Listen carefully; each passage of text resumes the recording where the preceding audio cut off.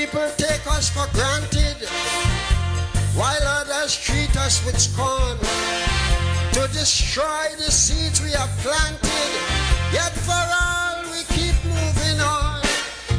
Calypso, our indigenous culture, are stolen by pirates and vultures, but the more they tamper with we, the more we spread the art universally. So I would like to go in a blaze of glory, like Merchant Boy or Kitchener.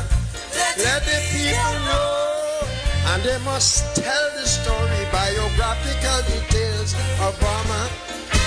Don't wait until I go on to meet the Lord to give me the... Tell me. Tell me.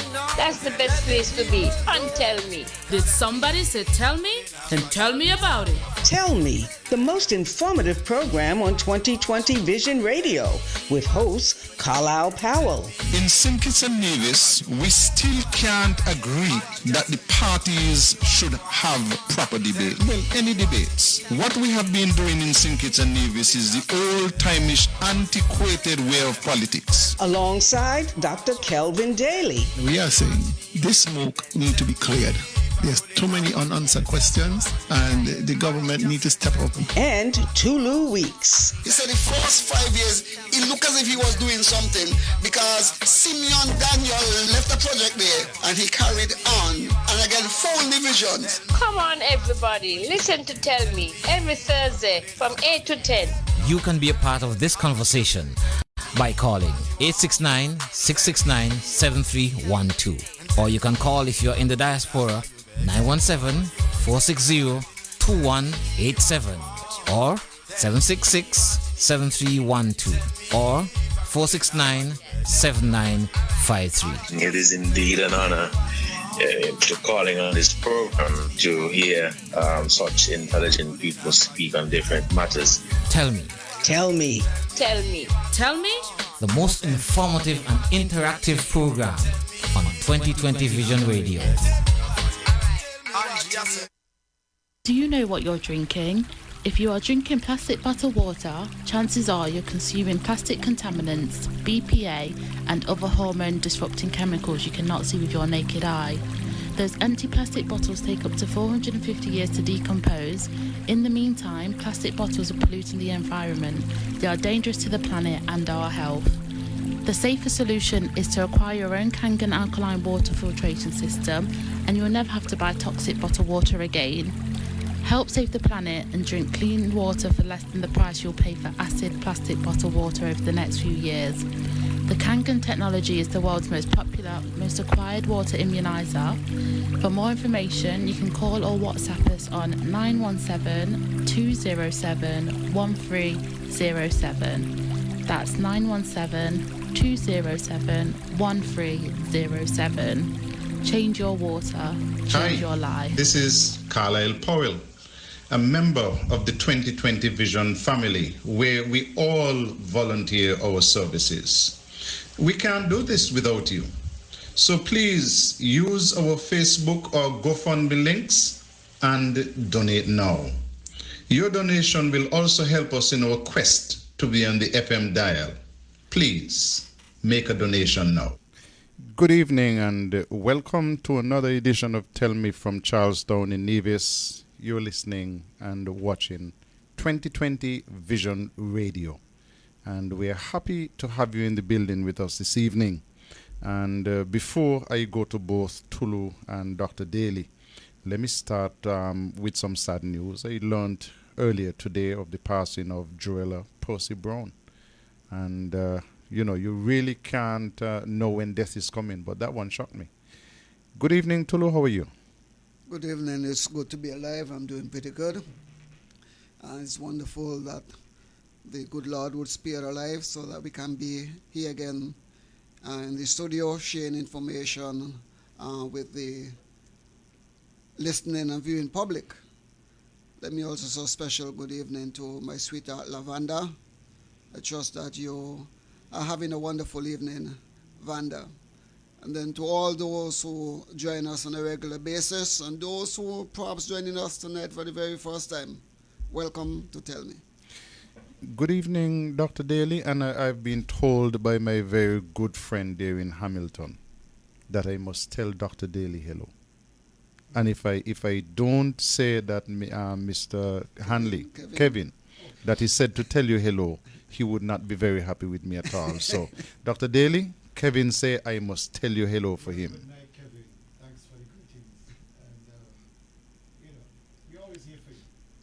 Let me say good evening to my brother Hugh in St. Croix, my nephew Nino, my brother Danny up there in New York, and of course my lovely sister-in-law, and our lovely sister Neety down there in St. Thomas, and all the good folks, Delicious and Loretta and Iva and Jetty Tail up there in Chi-Town, Vilena, Renville Thomas, Caroline Clark, J.R. Richards up in New York. We have a whole crew tonight, so I wish everybody a special good night. But let me also register my condolences to the family of Percy Brown. This is a gentleman who I have known all my life. It's shocking. It really was a shock to me. I understand he would have passed away in Guyana, where he went to visit or pay homage to his departed mother-in-law, and he became ill and passed away suddenly in Guyana. And so to his wife and his daughter and to the rest of the extended family, we here at 2020 Vision extend our deepest sympathies on behalf of my own family. Sonny Paris, of course, was a good friend of my mother. And Percy Percy was an icon in the division public as a jeweler since he was a kid. And so this loss really hits hard. I considered him a good friend, actually. And every time I went to his store, I would go to buy one little thing, and hope to spend 10 minutes, and you end up spending a half a day in just conversation with Percy. He was that pleasant a person. Very. Always had the time to speak and always enjoyed company. And so to his family, again, my deepest sympathies. Yeah, I was in there just recently, and we had such good conversation. I went to change the battery in a watch and ended up just talking, and if I didn't change the battery early when I went in, I would completely forget what I went for. We had such lovely conversations. If we have any other bona fide jeweler in the island? Well, DuPont is open still, but is a visiting jeweler who comes up from St. Kitts. Percy was resident. I don't know if we have any more. I don't think so, because I think the gentleman who worked with him, he also passed away. Yes, Gary. Gary, a couple of years ago. So I know the wife, she would have picked up a few tricks. And I think that they had brought in somebody as well. There was a youngster there. And, she knows the basics of, repair and changing batteries and stuff like that. So I know this is devastating for her, having just lost her mother. And so, I'm just shocked.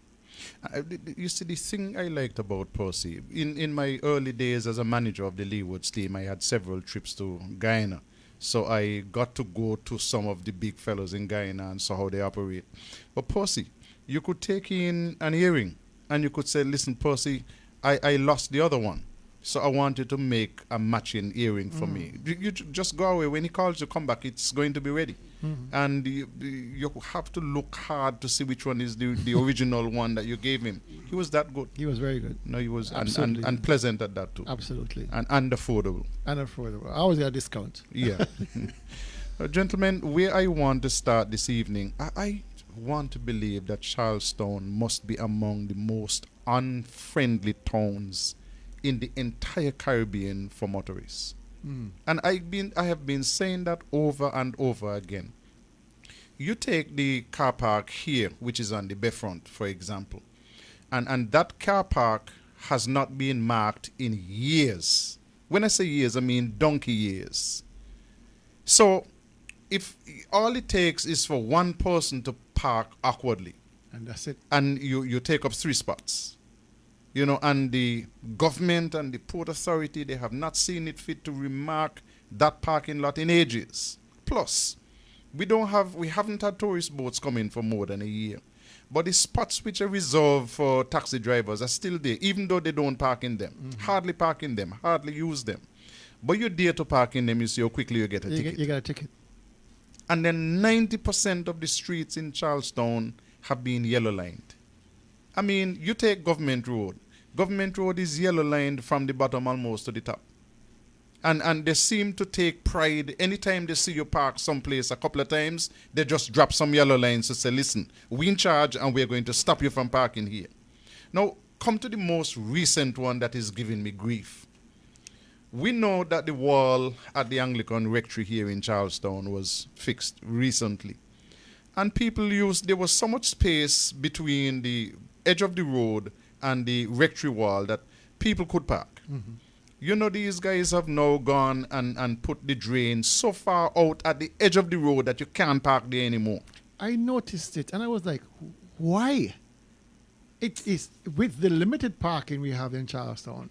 That was a godsend. Absolutely. Especially the persons who teach in Maud Cross right there. And people who are picking up the kids. And people visiting National You know what I mean? Insurance. I've never seen anything like this. I thought I was seeing wrong.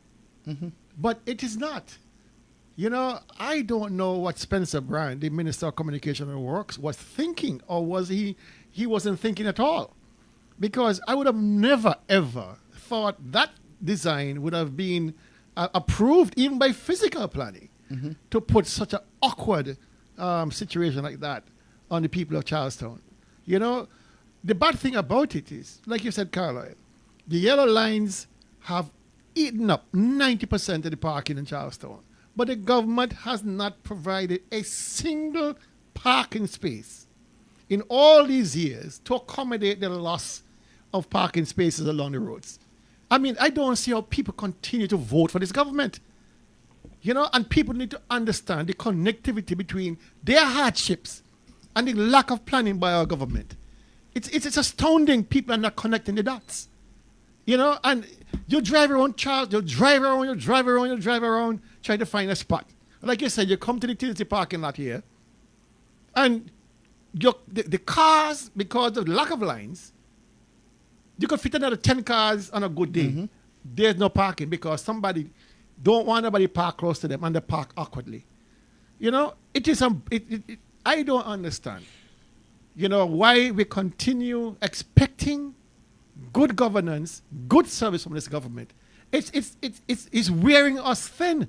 Look on your screen and you see the foolishness. It's on the monitor daily. Yeah, I passed there today. Mm-hmm. You know, and I was like, what abomination is this? You know, so are they protecting the church wall? Is that the whole point? It is sick. Now, that means there's no parking here? None. They have completely eliminated those parking spots. Completely. My goodness. I mean, and it makes no sense for them to tell me that they did that because they are making provisions for pedestrians. I mean... This wider walkway? Exactly. Wait, is somebody with what? With 700 pounds? Daily. When I saw it, I just got so very upset that I just moved along on my journey. I mean, doing business in Charlestown, if you are an older person or a person with disability, is absolutely impossible. Impossible. And you know, the government had contracted a firm out of South Carolina to come to Nevis to do parking solutions. After we spoke about it and tell me, I don't know if the contract was revoked or what, but nothing has happened since then. Nothing. I mean, I've asked the government to go to the NRP manifesto for 2017 and to look to where we had decided the best place to put parking. You know, the land is still available. The owners of the land are quite amenable. And I do understand what effort needs to be exerted for the government to take action. You see, the premier, he gets a chauffeur-driven car. So he can get around as he feels. But not only that, he can park on the yellow line. He can park on the yellow line. The ministers can do what they feel like. So they're not in any rush to get this matter sorted. But the regular driver, pedestrian, who are paying through the nose every year for their permit, for their licensing, their registration, we call it wheel tax. I mean, the environmental levy, which when you import a car that is more than 4 years old, you got to pay $5,000 on that car. I mean, all of these monies collected should be assisting drivers in the execution of their rights of movement. It is not. Drivers are being punished in this country for being drivers. And I don't see where anybody in their right mind, who is a driver, can say Charlestown is a good place to be in terms of driving. It is an abomination. Mm-hmm. Really, truly, it's an abomination. And people, again, must make the connection between the services they're getting, the taxes they're paying, and how the government is treating them. And NRP said that they would put a parking lot down in the Bugs area. CCM said they would put the parking lot down at Penny's and bus people into town, and they were paying this company out of North Carolina a whole ton of money to give parking solutions. People who had never been to Nevis, all they did was a Google map of Nevis to see how they would work. By the way, I just saw a message across here, somebody saying that our phone lines are ringing busy. I don't know why, because I just checked all the phones and all of them are up and operating, so they should not be ringing busy. If you are trying to call us, try again. I don't know that they should be busy at all. All of them are free and available. So that's my bit on Charlestown and the parking and the nonsense that is happening up there by the Anglican Church Rectory, where Tulu, I spoke to you about it. That is absolute madness. I passed there last evening on my way home from church, dropping off folks. And the moment I saw it, and all those who were in the vehicle with me, they were shocked at what they saw. They saw it as an abomination without any hesitation. And I said to them, whoever designed this has to be mad. They need to take it up. They need to take it up, Tulu. They need to take it up. Really and truly, they need to take it up. It's a disgrace. Huh? They need to take it up. But you see, Nevis is a kind of place where CCM gets away with murder. It's absolute murder. The people grumble under their breath and they're afraid to talk. And then they come to you and they say, listen, I want you to say, listen, I stopped talking for a long time. You have a problem. I will talk for myself. If you have a problem, you better learn to talk as well.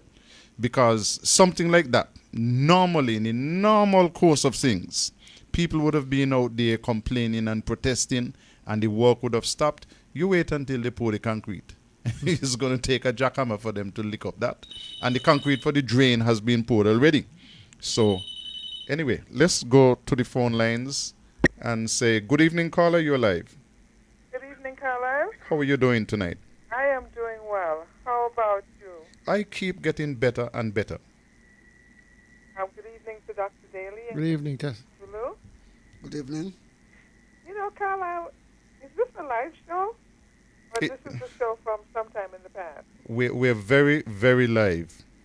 So did we not have this discussion some time back, maybe about a year ago? Or Southtown? Nobody's listening. I mean, I'm looking at the pictures. I happened to be in traffic a few days ago in that same area. I couldn't figure out what they were doing. It was most annoying. Now that I'm seeing the picture you have there, they can't be serious. Somebody, I don't get it. I don't get it. Why are they doing that? First of all, let's go back to Main Street. We have a one-way section in Main Street. Take it from Apple Street is by Scotiabank, at least what just past Bank of Nevis. That's a one-way street. Vehicles can easily park there and still have a steady flow of traffic going along. You cannot park anywhere in Charlestown. And you made reference, I had that same experience about the waterfront. There, no taxi drivers no longer park, because of course we know what's happening with. Yet we cannot park there. It's like you got these people standing around doing nothing, ticket writers I call them, waiting for something to happen. I had a little laugh the other day, Carlisle, because I actually was fortunate enough to get a parking space past Mikey's Bakery down in that area on the other section. I was parked fine. I came around the corner walking, and I saw the ticket writers watching me, trying to figure out where my car was because they couldn't wait to go give me a ticket. You know what I'm saying? Mm-hmm. I mean, why would anybody want to come into this town to do any kind of business? And the government themselves have not figured it out yet. I said this years ago. They are missing such an opportunity. You can put parking meters along Main Street and let people pay for 5 minutes, 10 minutes. That would be the income, a revenue. Government. Why have nobody figured that out yet? And now, I remember clearly one day I was trying to get a couple of things. I go to Main Street Grocery, I call it, once a month. I get the case of this and case of that, things like that. And the police come along and told me I need to move. I had a case of toilet paper in my hand at the time.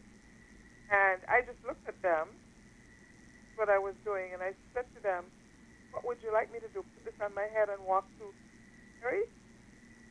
I mean, really? What is it that they really want people to do?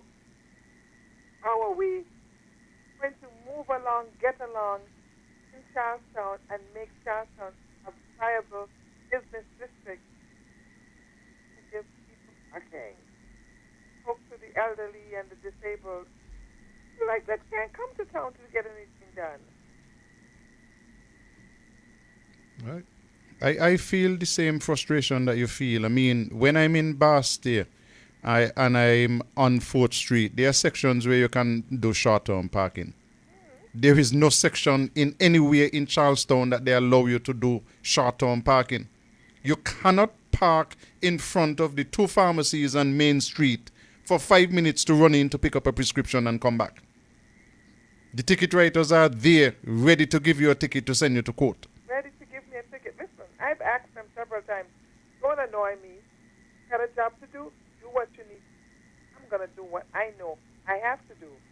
I am not going to go to Ramsbury or any place up there, find a parking space, go into Evelyn's drugstore to get my monthly medication. For annoying me, and you're sending up my pressure. Give me a break here. Leave me alone. I mean, come on, Carlisle. You got to get better than this. Got to get better than this. And you speak about the waterfront section there. I mean, what are we going to do? What are we going to do? Every time I look at down by Inland Revenue, why is that big piece of concrete down there taking up the flow of traffic? Come around there, you got to end up going all the way down the waterfront, past Mikey's Bakery, come back onto Main Street, and you could have made a turn by the market and go up and get back onto Main Street, right turn and get out of town. But not only that, if you go to Inland Revenue to pay your taxes, you can't even park there by Inland Revenue. Exactly. They don't even give you short-term parking. And that used to be a two-way road. So if you park on one side, there people can still maneuver on the other side. Exactly. But no, they're ready to give you a ticket. And listen, it seemed to me as if they have chosen people who take great joy in stressing out people.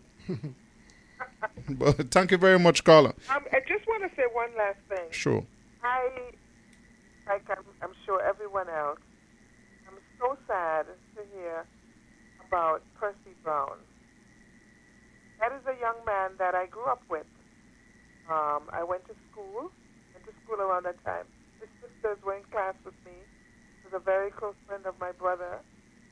I popped in and out of batteries for my watches and different things for my jewelry done.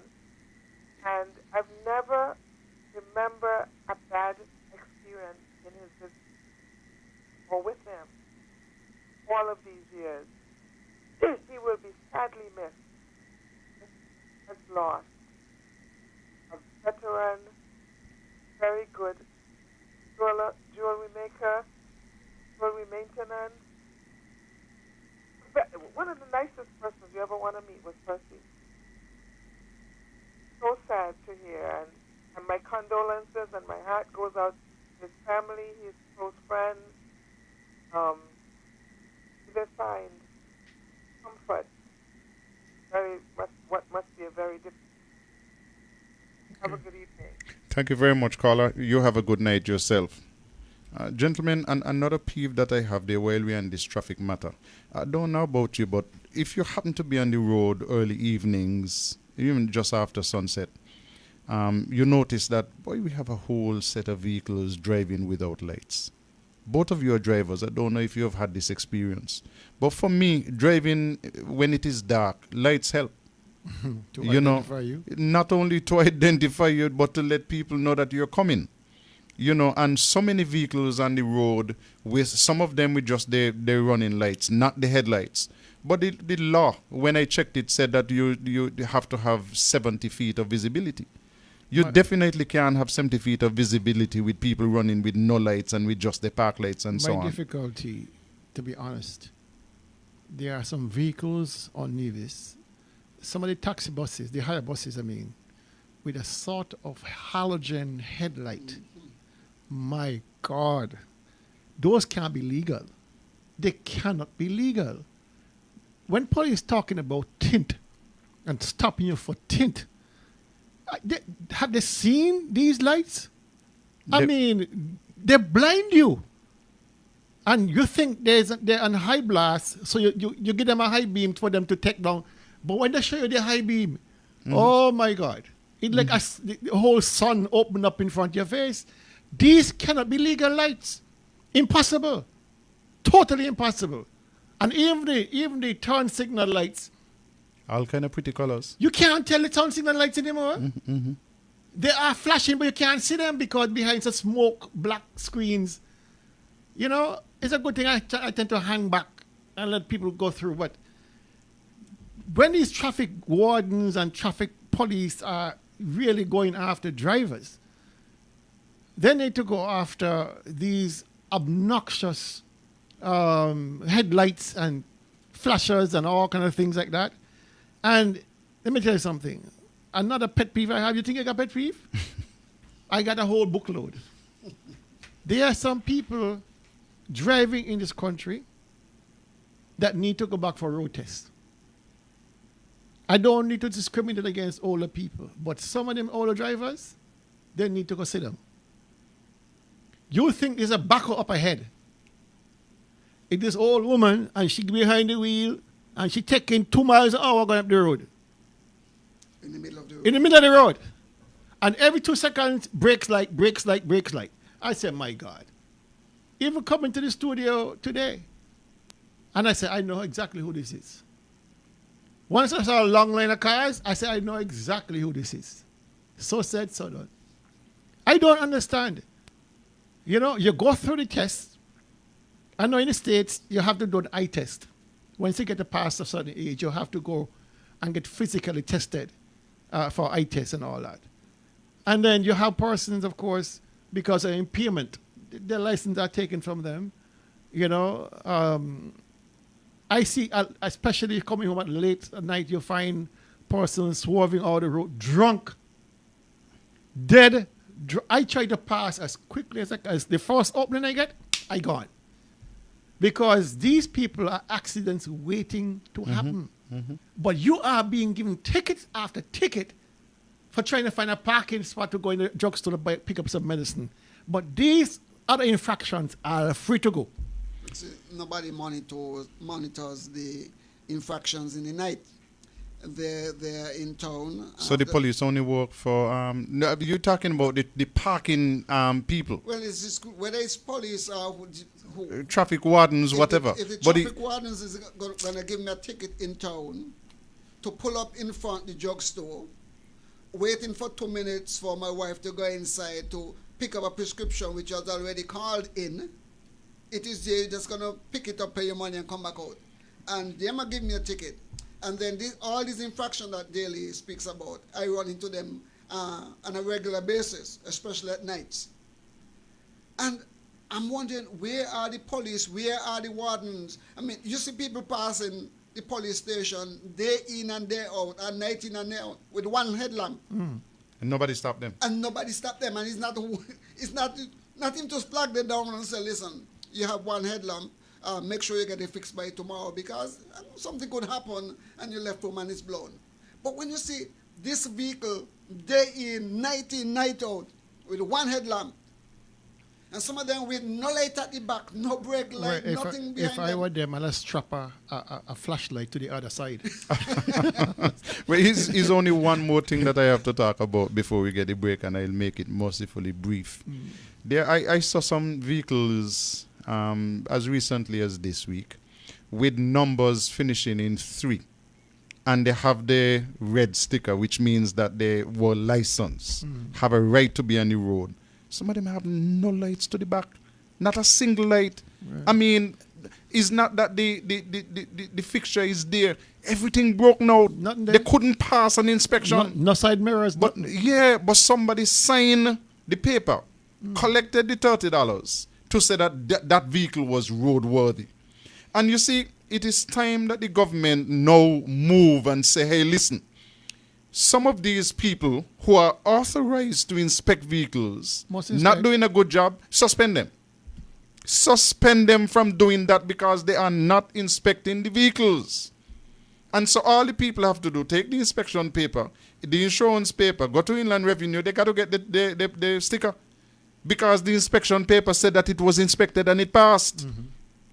But who is going to say, hey, listen, sorry, that didn't, even if it passed, I'm going to give you a ticket. And you have to come back and show that this is fixed XYZ. Otherwise, we're going to keep ticketing you. You're going to be in court all the time. We are putting people's lives at risk. We'll take a break. When we come back, I want to go down to the parliament in Nevis because the premier said something down there, and I thought that it totally disrespected women. And we'll come back to that after this. Do you know what you're drinking? If you are drinking plastic bottled water, chances are you're consuming plastic contaminants, BPA, and other hormone-disrupting chemicals you cannot see with your naked eye. Those empty plastic bottles take up to 450 years to decompose. In the meantime, plastic bottles are polluting the environment. They are dangerous to the planet and our health. The safer solution is to acquire your own Kangen alkaline water filtration system, and you'll never have to buy toxic bottled water again. Help save the planet and drink clean water for less than the price you'll pay for acid plastic bottled water over the next few years. The Kangen technology is the world's most popular, most acquired water immuniser. For more information, you can call or WhatsApp us on 917-207-1307. That's 917-207-1307. Change your water, change your life. Hi, this is Carlisle Powell, a member of the 2020 Vision family, where we all volunteer our services. We can't do this without you. So please use our Facebook or GoFundMe links and donate now. Your donation will also help us in our quest to be on the FM dial. Please make a donation now. Tell me. Tell me. That's the best place to be. And tell me. Did somebody say tell me? Then tell me about it. Tell Me, the most informative program on 2020 Vision Radio with host Carlisle Powell. In St. Kitts and Nevis, we still can't agree that the parties should have proper debate. Well, any debates. What we have been doing in St. Kitts and Nevis is the old-timeish, antiquated way of politics. Alongside Dr. Kelvin Daly. We are saying this smoke needs to be cleared. There's too many unanswered questions, and the government needs to step up. And Tulu Weeks. He said the first 5 years, it looked as if he was doing something because Simeon Daniel left the project there and he carried on and again 4 divisions. Come on, everybody. Listen to Tell Me every Thursday from 8 to 10. You can be a part of this conversation by calling 869-669-7312. Or you can call if you're in the diaspora 917-460-2187 or 766-7312 or 469-7953. It is indeed an honor to calling on this program to hear such intelligent people speak on different matters. Tell me. Tell me. Tell me. Tell me. The most informative and interactive program on 2020 Vision Radio. Welcome back to Tell Me, where I am with Dr. Kelvin Daly and Tulu, the usual Thursday night crew, and we're discussing matters of state here. Before we go any further, we want to reach out and say such warm love and caring to the people of St. Vincent and the Grenadines. We know that the Le Soufriere volcano has been erupting now for almost a week, and that the people in the northern half of the island have had to evacuate.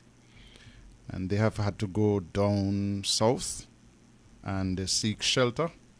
And so a number of their people are in shelters, and they are resilient people. It's a volcano that erupted as recently as 1979, and they have been under that threat for some time. Now, the Nevis Reformation Party sent, 50 cases of water to the people of St. Vincent. And we want to say thank you to the leader of the Nevis Reformation Party and all the members of the NRP. And if you want to make donations, they are still collecting. And I know that my school, for example, that Nevis Academy, that they are also seeking to send water to St. Vincent. And I think the goal there for Nevis Academy is 50 cases. And there's another group that is looking to send water down to St. Vincent as well. Whatever you can do to help the people of St. Vincent and the Grenadines, please chip in and help, because they are facing extreme difficulties. When you look at the amount of ash which is covering St. Vincent, not just in the northern section of the island, but I have friends who live in the safe zone and who, after the first eruption, said no, they were okay.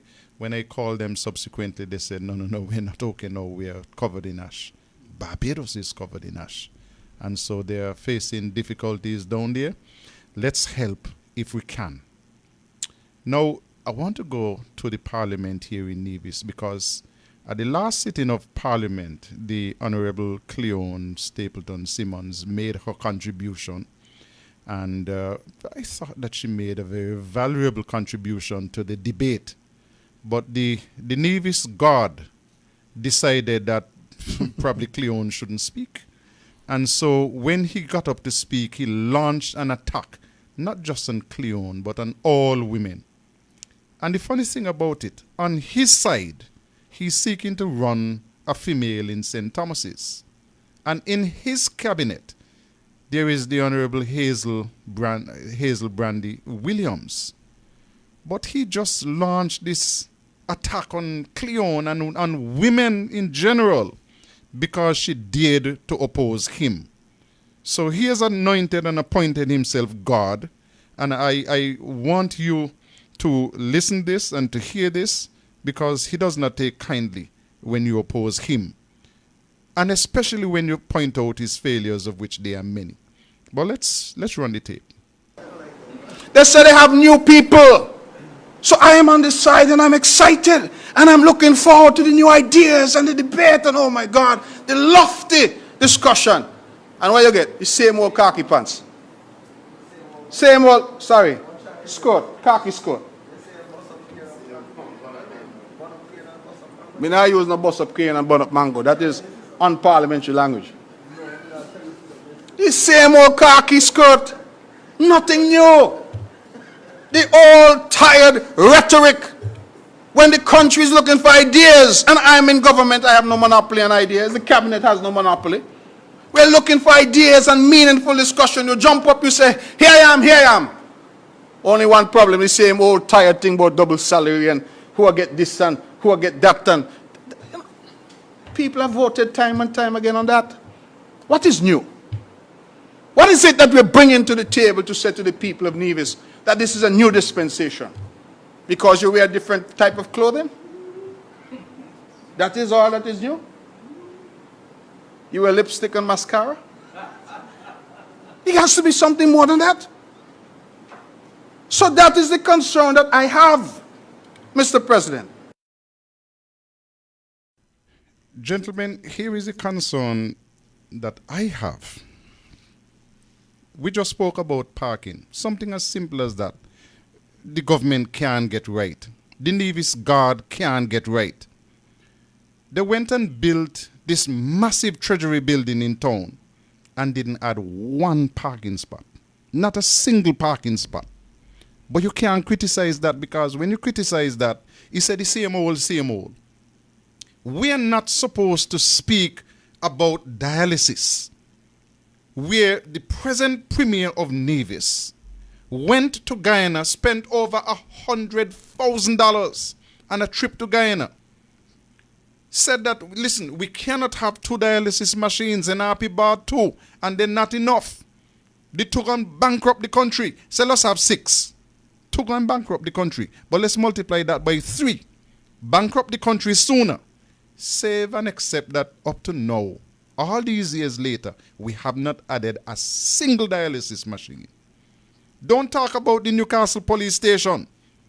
Do not criticize the Newcastle police station and say that months after we had the opening ceremony for that building, we're still paying rent.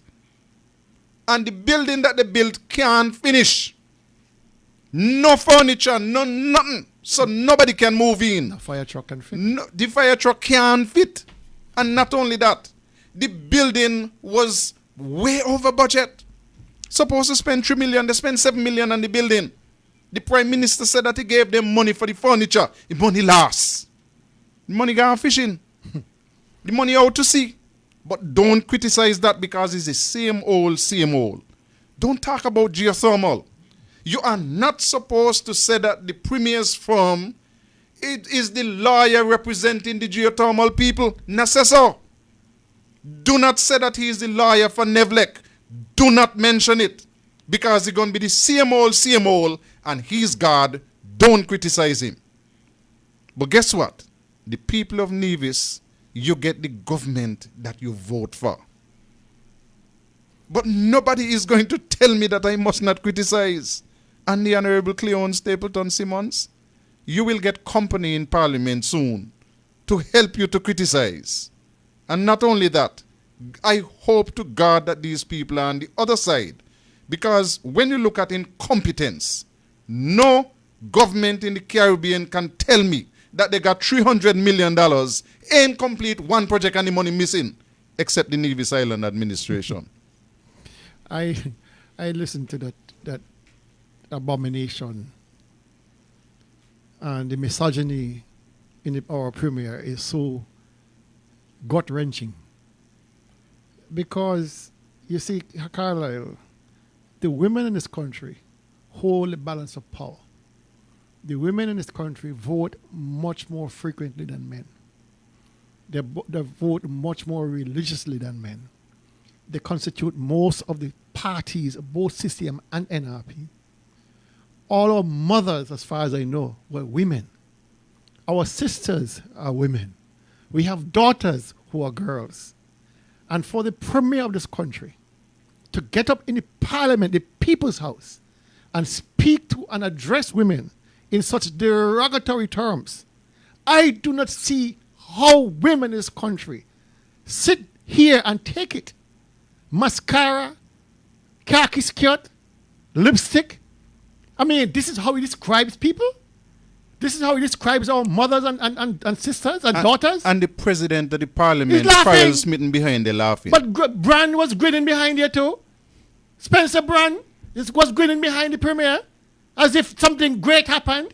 And Zook, they choking him. Yeah. Urging him to go on. This is it.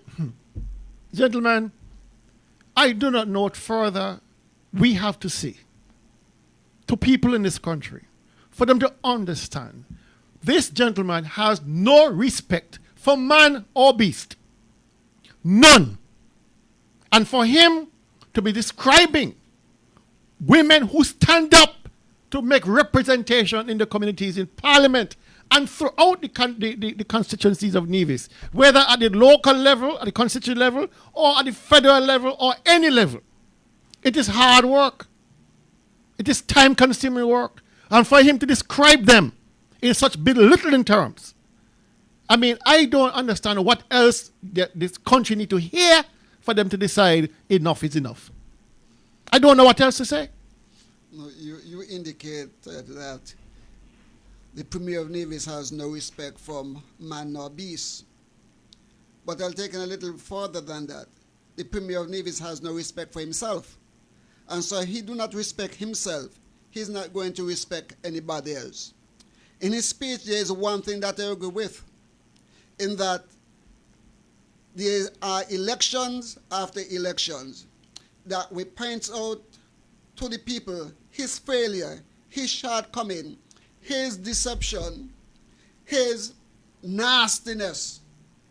And people go back and vote for him over and over. This man entered politics running on a lie. His major lie is that he had $1 million that was given to him to help the underprivileged children in Nevis. 17 years later, nobody see a dime of that money. You can't criticize that, brother. And that way he's saying no, okay? And so he's saying that all that you're criticizing, you have been speaking about these things over a period of time, and it doesn't matter to the people of Nevis, so shut up. The insulting thing about his speech, though, is going after the ladies with his derogatory ways. Again, when I heard that, my question is, where was Hazel Brandy and how did she fail? We are now grooming Latoya as a young woman. Are they not saying that this is the same way that he sees us? That we should not be a part of the process? Or he just using us to get to where he wants to go? And so it is left to the people of Nevis, especially the women of Nevis, to understand that Mark A. G. Brantley has little or no regard for them as long as he gets his way. Now, when you look at all those who was laughing and prodding him on, it's come back to us to understand that the Concerned Citizens Movement is completely corrupt. They're absolutely evil. There is not one of them inside here to say, look back, which is very, very unfortunate. And the Bible speaks about a nation where evil ran so rampant that in the government, there was not one that did good. And this is the very same thing that happened. I was very disappointed, gentlemen, with the Speaker of the House, because even though Hazel Brandy Williams did not get up on a point of order and said, listen, no, you have pushed this button a little too far, I thought the Speaker, in his right, would have said, Mr. Premier, you know, the tone and your language towards our women is unacceptable in this House. Nothing. He laughed. Yule Cleone say exactly the same thing. She would be put out of the house. It just... Farrell Smitten was there laughing. Jesus Christ. I don't understand it. I mean, I do understand it. I just can't understand why persons in this country are not making the connection between what is being said, what is being done, who is saying it, and who is doing it. I don't understand why they're not making a connection. Women control the balance of power in this country. And for them to sit and take this showed me that themselves don't understand what the Premier is saying about them and to them. And they need to be educated into what power really is. And so, you know, I know our party leader, Dr. Hodge, had written to the Caribbean organization asking for the intervention in the matter. But you saw what happened in Antigua. Gaston Brown, in accepting visitors from St. Vincent, refugees from St. Vincent, made a very derogatory comment and said he only wanted the pretty ones. Somebody just slap him. And the party in St. Louis, in St. Vincent, put out a statement lashing him and said, listen, this is no time for this kind of misogyny. No time for it. You understand? And I do hope, just like the leadership in St. Vincent, that at the federal level, the comments by our Premier need to be sanctioned. Needs to be. He need to be drawn out. But let's show you comparatively what the Premier Mark Brantley, how he thinks, what he writes, and what is written by the leader of the Nevis Reformation Party, Dr. Janice Daniel. We'll do that right after this call. Good evening, caller. Perhaps I should say to you, gentlemen, that the Premier's behavior may be from the whole point of the women in Nevis finally taking their position. And if this is how he's going to behave, this is probably going to be one of many outbursts of behavior like this. It's really, really sad, extremely disrespectful, not only to the women on the opposite side, but to the women on his side. I don't know if he stopped to think about that. For all of the women that he offers himself as premier to in this country. How dare he? How dare he? This is 2021. Women are taking their rightful place. There is a strong organization, I don't know if you gentlemen know about it, that has been very, very instrumental in the recent times in St. Kitts Nevis called CWIL. And Honorable Hazel Brandy Williams holds a very big position with that organization across the Caribbean.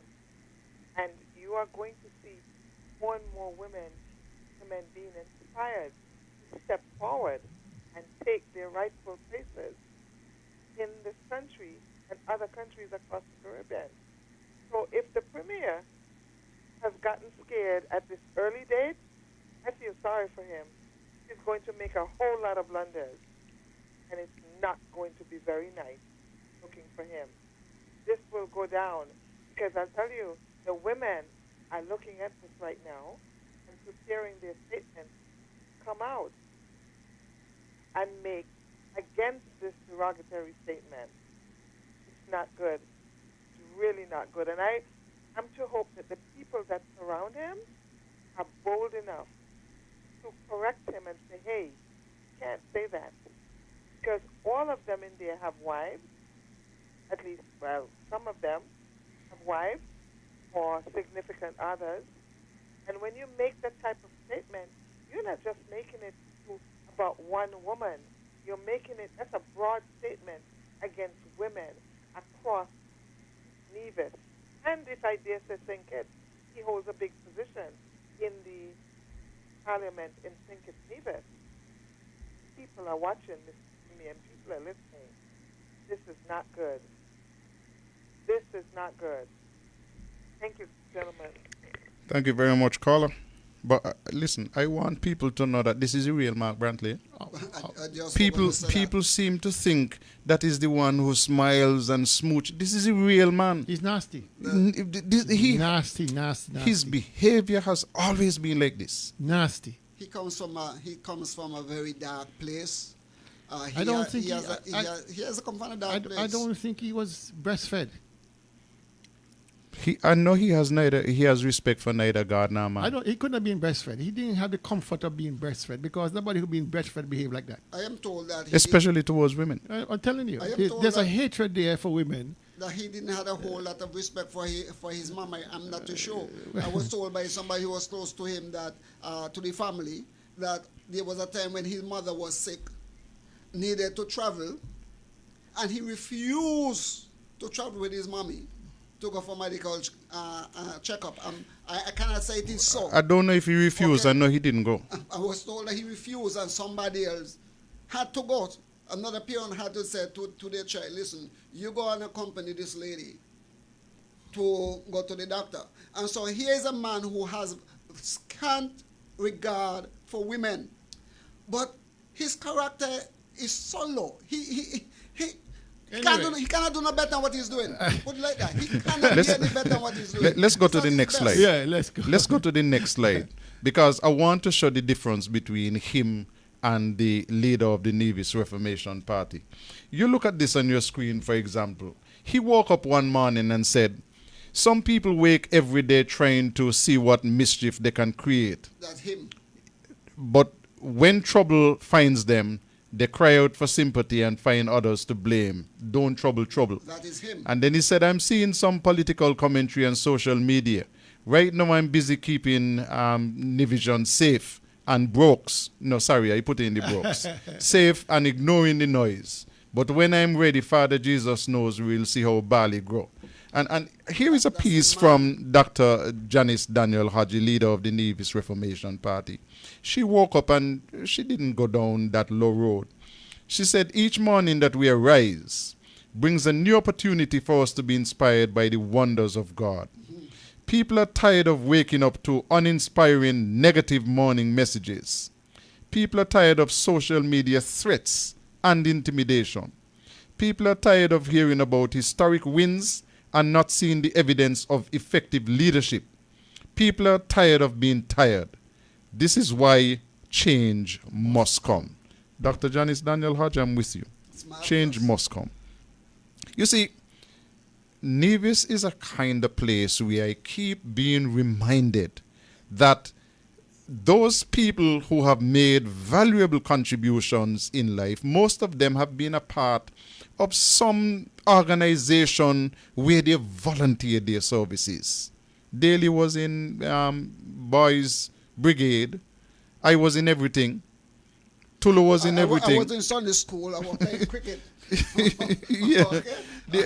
You know, this man came up in neither pitch marble, play hoop, play dolly house, nothing. Volunteered for nothing. Eric used to play rounders and dolly house.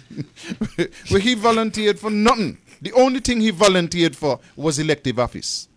So from the moment he got into politics, he was paid to be a politician. And then he's top dog in Nevis. Never volunteered for nothing yet. He don't know how that life goes. He's the premier of the island. Don't know how to talk to people. Don't know how to talk about people. Don't care. And then when he's ready, he comes and he smooches people. And they say, okay, all right. We believe something good in him. But somebody told me, he says he knows the secret to winning. And what it is, you ignore people for 4.5 years.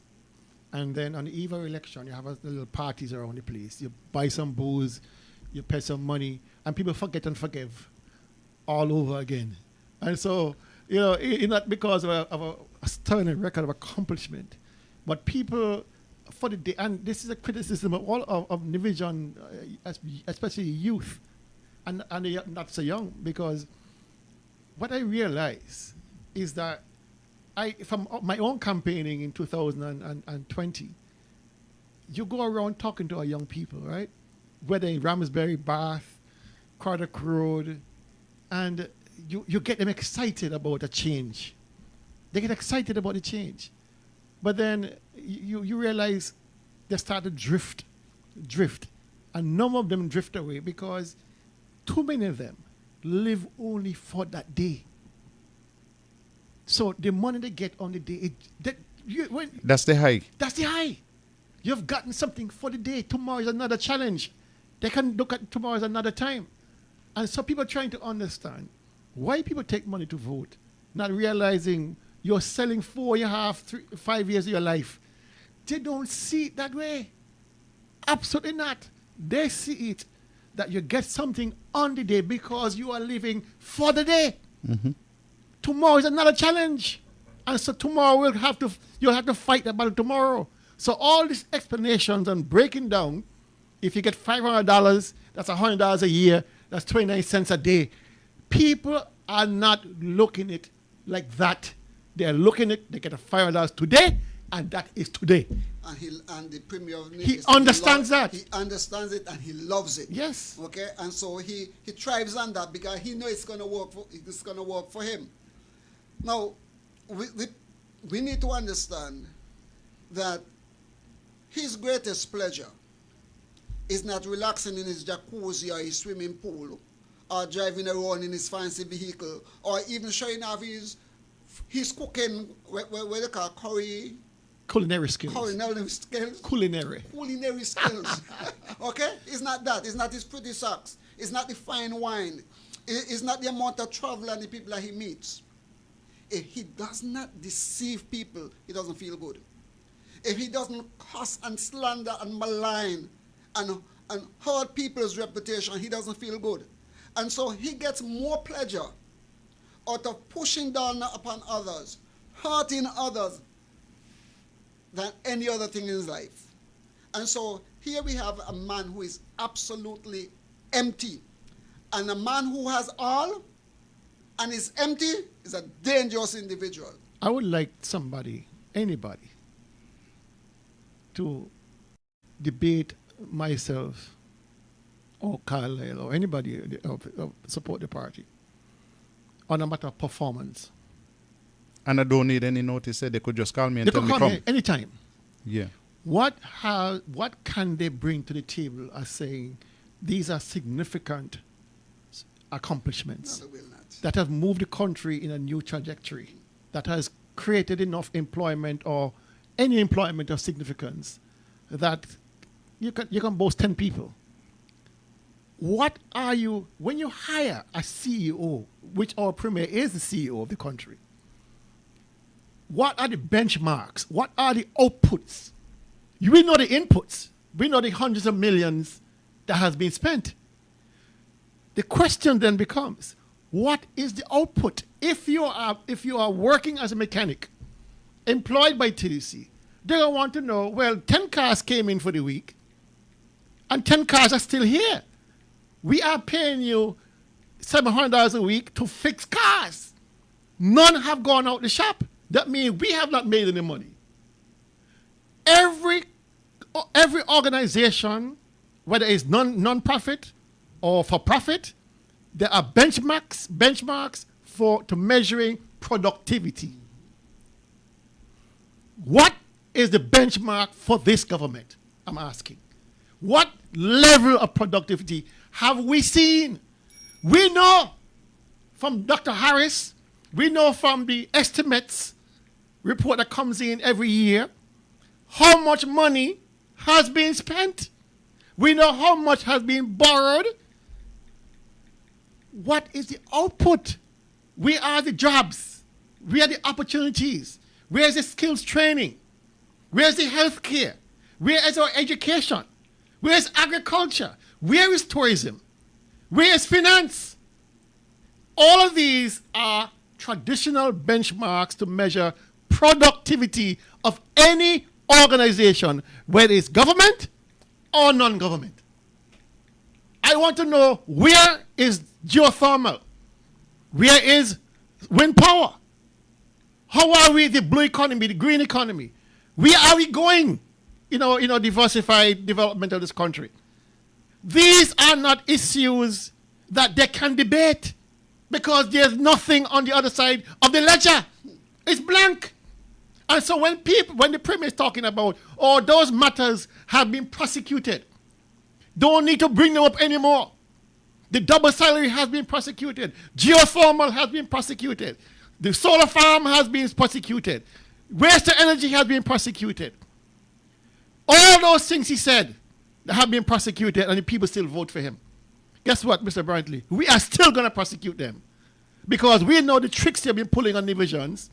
I mean, one day they're going to open their eyes and they're going to see for themselves. You've been deceiving this country.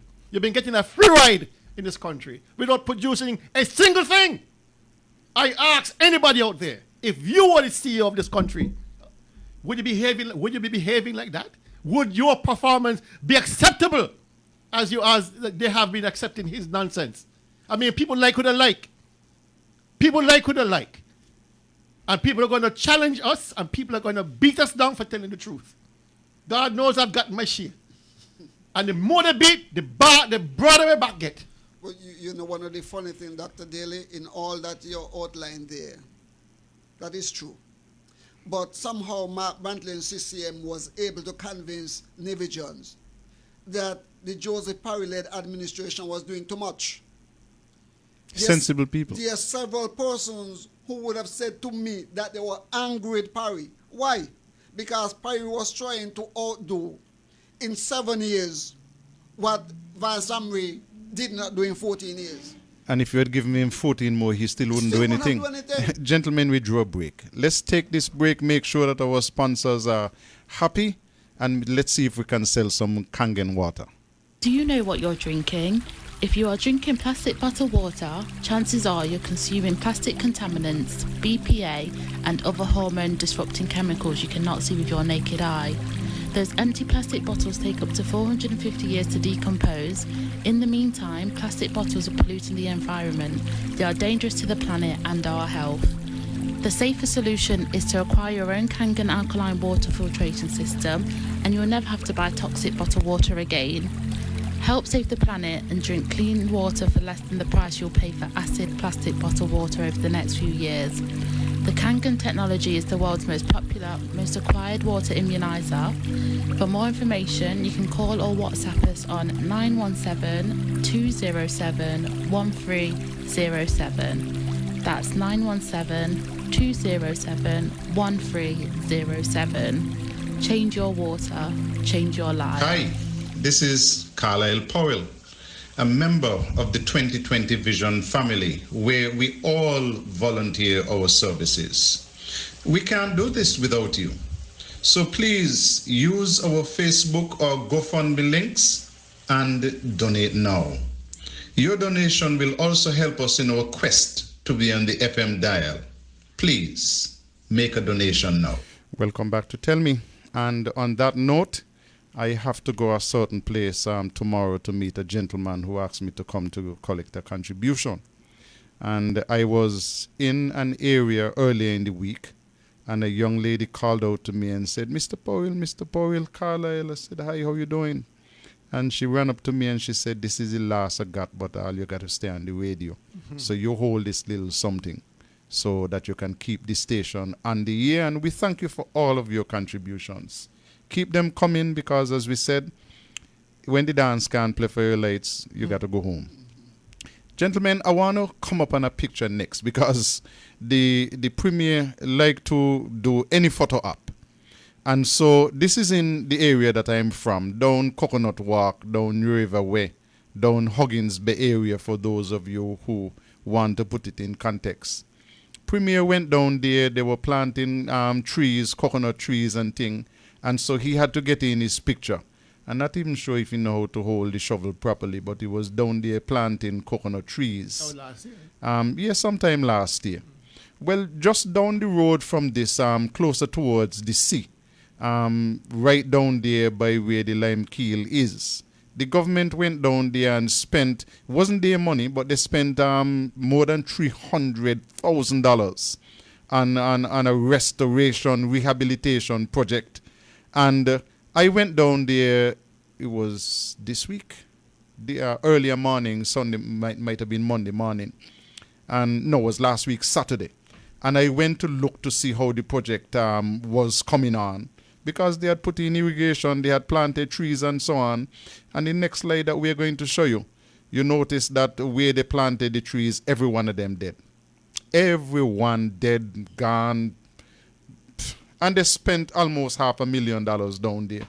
And there are other pictures as well. Those are turtle nesting holes, right?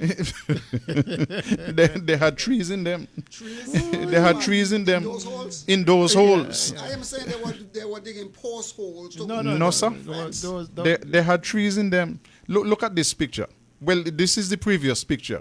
You see all of those holes? They had in trees. I thought that was post holes. No, every one of those had in trees. The trees are since dead. Long time dead.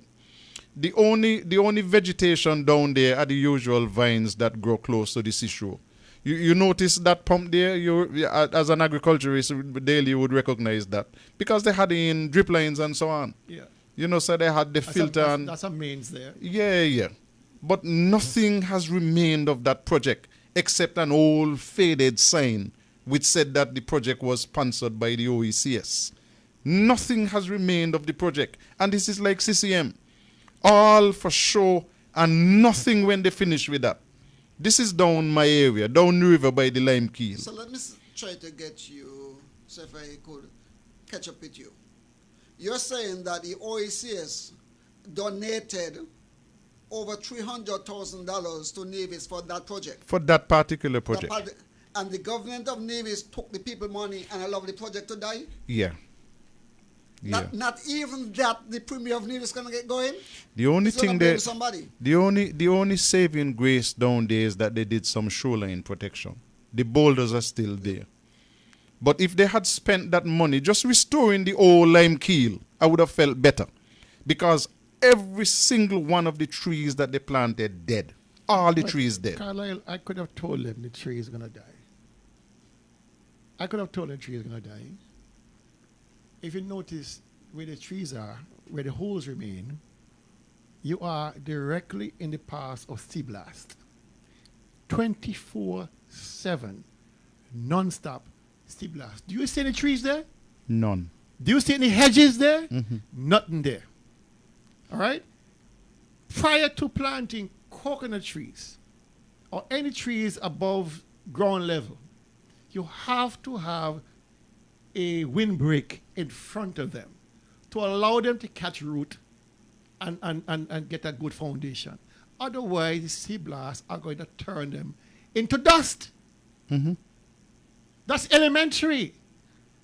You're not going to find any trees that close. Even those kucha tree down there cannot survive. Manganil, which is hardy, you have to go further inland to find them. Because if you go down there, it's like the trees have gone to the barber shop. And you got a fade. So the fade comes from the sea line up like on a vector. Right? That's how the trees survive. Those in front thrive, those in the back, boy, you got to pay the price. They are planting these trees without any protection whatsoever. It doesn't matter how much water you put on them. 24 hours sea blast, you're not going to make it. Simple as that. And so, if they had consulted with me, I'd tell them, listen, no, unless you plan to protect these trees, you will not get a single jelly, a single nut off of them. Because they're exposed 24/7 to that sea blast coming off that sea. Non-stop wind. He from down there, he can tell you. It never stops blowing. It never. And then there's a creeping sea blast that comes in periodically. It's like a fog. It comes low and it comes fast. And anything it touches, it burns to the ground. Burn it down. The gentleman, Passad, who is a farm, melons down there, not so far down, but further up. When he came to me for the land, and I told him, he said he wanted to be down there. I said, brother, you might get through with a quick crop. But if you stay there longer than a year, you're going to find out how this goes down here. Do you see any grass in front of you? There's nothing. The sea blast comes in, rolls in, and anything it touches, it burns to the ground. And then you can't plant anything back there for a long time. And he lost, in one sea blast episode, he lost everything. He picked up and he come someplace else.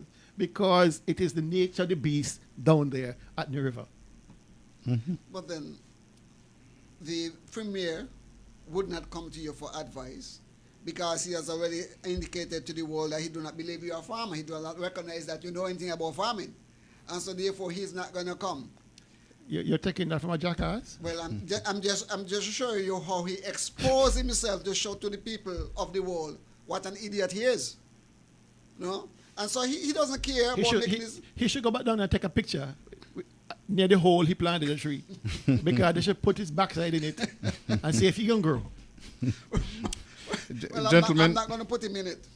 I'm going to keep rolling on because we still have a number of things to touch on tonight. We have a lot of things to cover here this evening. I don't know if you have been following this vaccinate story, but the Prime Minister last week came out with a speech encouraging all employers to get their employees to take the vaccine. And subsequent to that, I've seen releases from TDC, from Horsfords, from Hobson Enterprises, from the Tourism Authority in St. Kitts, where people are urging the employees, some insisting and some rewarding the employees for taking the vaccine. I don't know what is your reaction to this, gentleman, but I'll let both of you, if you have a view, to present your view on that. Well, let me go first. My view. Oh yeah, Rams as well. We saw something from Rams. My view is simple this. No government, no institution has any right to impress upon anybody or to demand from anybody to do anything that they feel will endanger their lives. However, put all that aside. From a biblical perspective, which I'm put on my biblical hat right now, in that the scripture speaks about there will come a time when there will be a mark of the beast, 666, where no man will be able to sell, buy anything unless they take on that mark. This is just a foretaste of this, because this is what our governments are saying. In order for you to survive in St. Kitts and Nevis, you will have to take the vaccine or you're going to pay a price. The pay a price, one of the paying of the price, you'll have to present a COVID test. If they keep you in employment, $250 per test. $150 per test. 300 coming out of you, whatever little salary you're getting per month to going towards this. It is wrong. It is ungodly. It is evil. It is downright wicked. And if enough of the people of the Federation will stand together, the government will have to back down. If we as a society will get up in solidarity with each other and say, no, I am not going to join you to victimize my brother and my sister. It is my choice to take it, so I'm going to take it. But if my brother and my sister do not want to take it, I will not join with you to victimize them, because I'm going to join with them in a protest against you. This is what needs to be done. We have to come together on this. Before we get to daily, let me just read something short from the president of the Industrial Court in Trinidad and Tobago. Employers can't force employees to take COVID-19 vaccines. And this came from Elizabeth Gonzalez. This is since back in February. And she said, unless government establishes laws that could make the COVID-19 vaccine compulsory, organizations cannot demand that their workers take the vaccine. What employers can do is encourage workers to be vaccinated. Well, in St. Kitts and Nevis, it has gone beyond encouragement. They're actually demanding, and some are insisting that if you can't prove that you have been vaccinated, that every 2 weeks you have at your own cost to show that you have a negative test. I mean, I am fixed in my mind that all of this is wrong. Totally wrong. You know, and that they have absolutely no right to be forcing people to take the vaccine, especially an experimental drug. And it is experimental. You know. The problem I have, again, like this, the entire process of rolling out this vaccination program, I keep saying it was poorly executed. The cart was put before the horse. And one thing that is not lacking is access to information. Everybody has a smart device. Everybody has access to the World Wide Web. And whether it's true or false, people have access to information. That said, the government should have taken the time to properly execute, educate the people, to get the broadest possible buy-in before the vaccination started. But they hyped up themselves, they politicized the whole process, thinking that persons in such desperate straits as we were in, locked down for months, will be jumping to get the vaccine. But people, like I said, have access to the World Wide Web. People have access to information. And the government was not doing a very good job in trying to get ahead of the curve in dispelling the fears or arresting the fears people had about the vaccination. So they just sat down. Instead of being proactive, they react when things came out negative against AstraZeneca, and now others are now, I think Johnson & Johnson having an issue, and Pfizer also now having an issue. People are quoting statistics that one 1 in 6 million person may get a blood clot. That is a statistic. It might seem on the books to be nothing. But what if it's you? That's the key. What if it's your mother or your sister or your brother? And you had nothing to do with it but to sit there and take the vaccine. When people talk about people crossing the road and get knocked down by vehicles, one in whatever thousand, much less than if you get the vaccine. It's my choice to cross the road. It is my choice to cross the road. If I get knocked down, it's my choice to cross the road. If you give me a vaccine, it's also my choice to take the vaccine, and whatever happens, happens. But you shouldn't be forcing me. What happens if they force the population to take a vaccine? And it turns out the reports we are hearing is worse than we thought. What then? What is plan B? You done dead. Who can look after your children? Who can take responsibility? But you see, what start bad always end bad. The government erred big time in politicizing this whole process. They shut out the opposition. They shut out NGOs. They shut out civic organizations. And now Balling coming saying, help us get people to vaccinate. Now, here's the situation. If you cannot, especially in Nevis, Brantley said he went big, right? Nevis has no lag behind St. Kitts in the comparatively another person's been vaccinated. So if he can't get people who vote for him to take the vaccine, he got a problem. He got a problem, right? If he can't convince all them Spanish, all those Guyanese, all those Jamaicans, all the divisions who voted for him, can't get them to convince them to vote, then something is wrong. But hear me point now. These organizations that have now taken up and hitched their wagon to the government's position that you have to vaccinate. What court in this land going to back up that? I don't think any court will say you're right to force people. My position is simple. If you look at what's happening in China, China is saying by June, 500 million people in their country be vaccinated. And you know how they're helping the process along? Incentives. And you know what the incentive is? Hamburgers. China is offering hamburgers to the young people to come and get vaccinated as an incentive. Now, China is a communist country, autocratic government, and they themselves are facing pushback from the people. And so they're offering incentives. In Israel, they are also offering incentives beyond pizza for the young people to get vaccinated. I see Hartsford now offering $50 voucher for vaccination. Pay for Peace.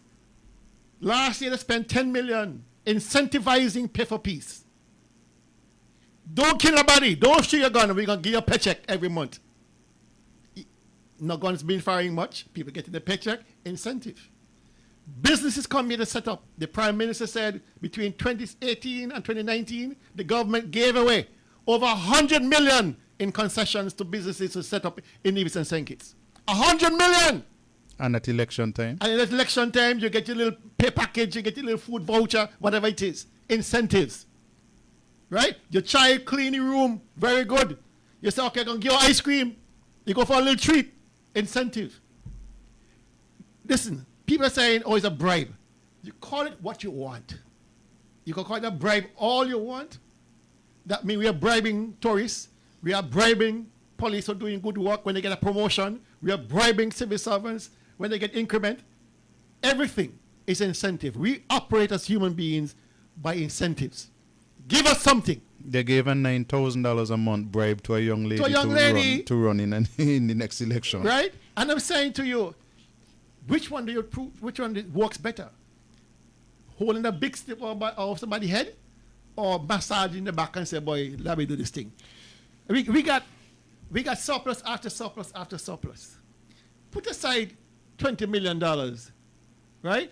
Rams made more money during the COVID lockdown than any other business in Nevis. They're already on minimum wage, most of the workers. So listen, boy, we want to get fully back in the scheme of things. We're going to give 2 weeks salary. Let's go. Let us go. Government control NEVLEC. Government control water department. We're going to give you a rebate on your water and your power. We're going to ease up on the road tax if you come and vaccinate. We're going to give you 10% off on your property tax. Incentivize and get people on board. Not everybody going to do it, but I'm telling you something. Even if the government succeeds in forcing all of the employees to vaccinate that are under the control in public service, you still cannot get to 70% herd immunity. You cannot get there. Well, Dr. Fucci says herd immunity might be closer to 85%. And I like to listen to them. Anyway, I think what we need to do is to show the difference between what Dr. Keith Mitchell in Grenada is saying and what our Prime Minister here is saying and doing. Because I heard Keith Mitchell, and he was much softer. He said you can't force anybody to take this thing. But let's play it.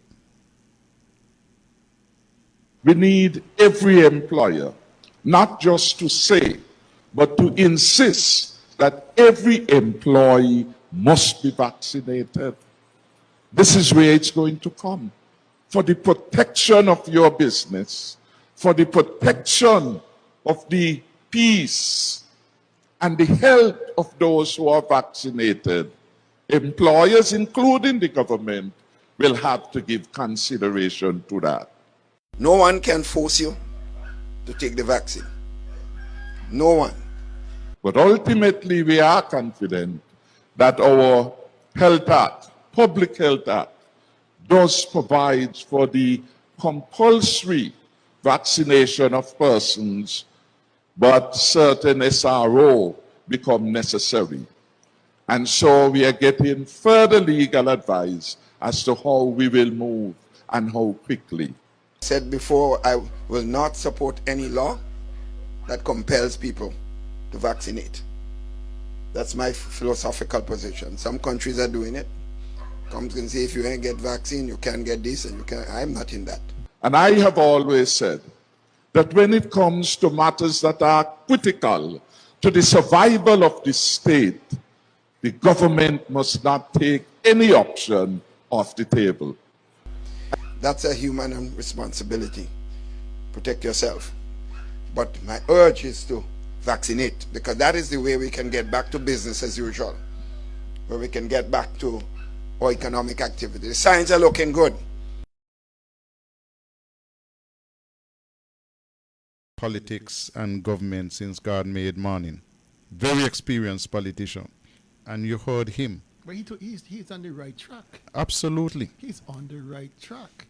But not the bully. You cannot bully people. Yeah. Our Hitler is saying you must do it. But the same process I described on Nevis is the same process that pertains on St. Kitts. If the political parties, and meaning PLP and PAM, if they can't even convince people who voted for them in overwhelming numbers, they got 6 out of 8 seats. They did well. And if they can't even muster 50% of their population who voted for them to come out to get vaccinated, it means there's a vacuum of information. There's a gap there that people are not willing to cross without further education or further incentivizing the process. There's a gap. The Prime Minister has the opportunity. I thought he would have walked back after the storm of criticism he had when he first put out the press conference. I really thought he would have walked back. But they doubled down. I heard it at PAM's convention on Sunday. I've heard it since from Lindsey Grant. I've seen the action from SCASPA. I mean, right after the Prime Minister's speech, the whole plethora of comments, things came in from Rams and Hasfords and everybody else. I was like, this is crazy. Stick up in, gentlemen. Let's go to the phone lines. Good evening, caller. Hey, Carlo. Good evening. How are you doing? Daily and Tulu. I'm doing okay. Are you guys hearing me? Loud and clear. Okay. I'm listening to the debate going on regarding the vaccine. As the government considered offering the citizens of St. Kitts and Nevis an alternative, But another option? if they considered it, we have not been told. All that they are pushing is the AstraZeneca, with all of the fears and doubts created in the minds of people with this AstraZeneca. I don't think that you offer this in the United States of America.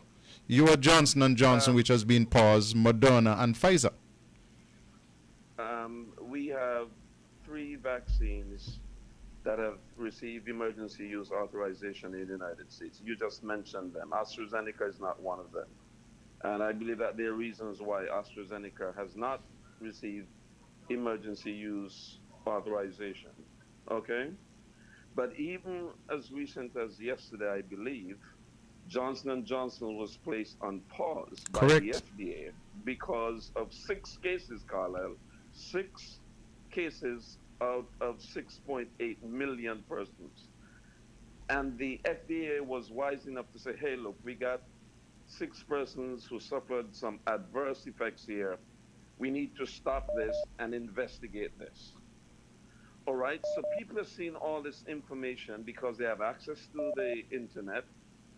They can read, they can interpret things. Some may be off, some may be right. But the point is that people have access to information. In the Netherlands, for example, they placed a pause on AstraZeneca. All right? And they did it in a very smart way. They used other vaccines.